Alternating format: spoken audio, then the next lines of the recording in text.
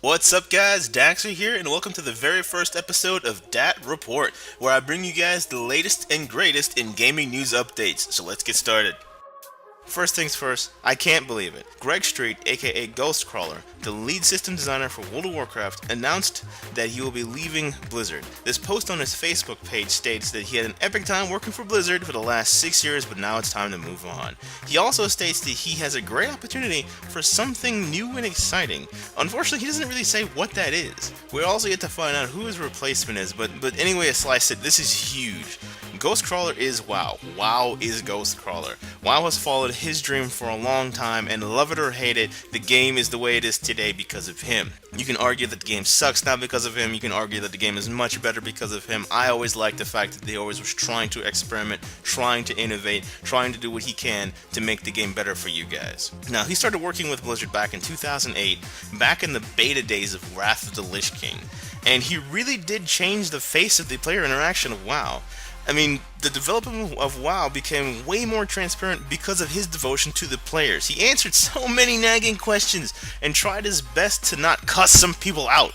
I don't know about you guys, but answering questions from over 10 million players is insane. I would have lost my mind. I would have lost it on at least 2 of them at the bare minimum. I don't care what you guys say.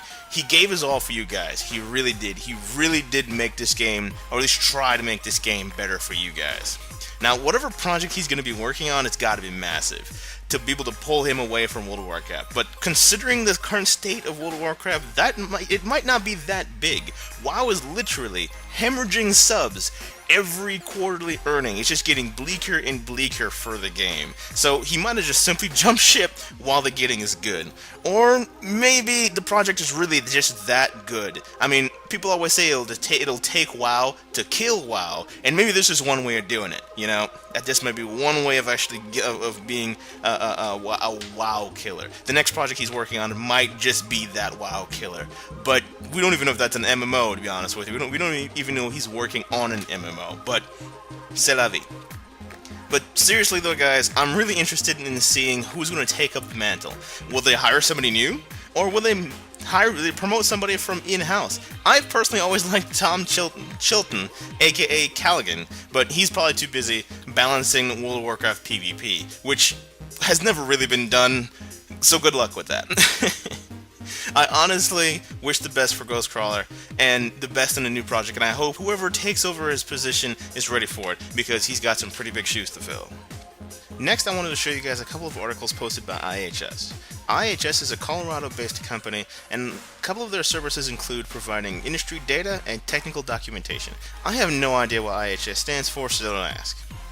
The articles break down the materials and manufacturing cost of both the Xbox One and the PS4. First, let's start with the Xbox One. As of right now, the full price of the Xbox One will run you about $499. For Microsoft, however, it costs them around $471 just to make the thing and get it shipped to stores. That's $28 shy of the price that they're asking you to pay for the thing. Now, this also includes the price of the Kinect, which on its own adds about $75 to the manufacturing cost. Now, $28 is not a bad profit margin from Microsoft, but it's not good either. At over 1 million units sold worldwide within the first 24 hours, assuming Microsoft gets $28 on every one of those sold, simple math will tell you, wow, they made $28 million on those million units, which seems like a lot, but it's not even a third of the cost that it took them to develop the Xbox One controller. Just the controller, which took well over $100 million to develop. So they've got a long way to go before they can break even on this thing. Now on to the PS4. As of right now, the full price of the PS4 will run you about $399. The manufacturing cost for Sony is $381, which is only $18 shy of the price that they're asking you.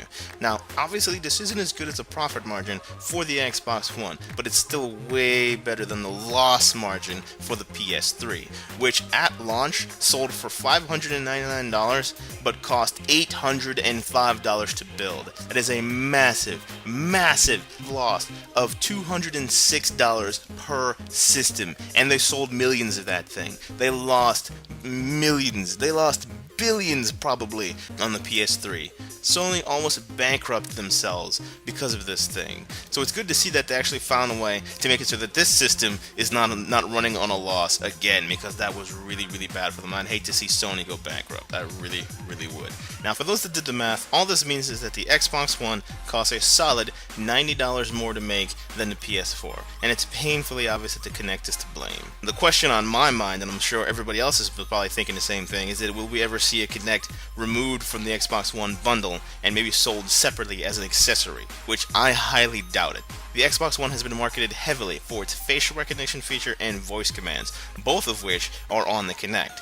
And if they were to take, maybe let's say, the mic out of the Kinect and put it into the actual Xbox console itself, that wouldn't reduce the price, because they want you on camera too, because the voice commands and the facial recognition are both part of the same thing when you really think about it from Microsoft's standpoint. So why would they take it out? Why would they just completely take out the thing that they've been marketing heavily on these past few months? So it's not going to happen. So we're kind of stuck with the prices the way they are, and that's more than likely not going to change. Now, the last thing I wanted to talk about is the new feature put into Steam, a Steam review feature, where anyone can go into the Steam store page, or a game's store page I should say, and write a review for the game. Now, it's really cool how they did this, is because there's no scoring system, which means you can't give your review like a 5 out of 10 or something like that. There's none of that in there.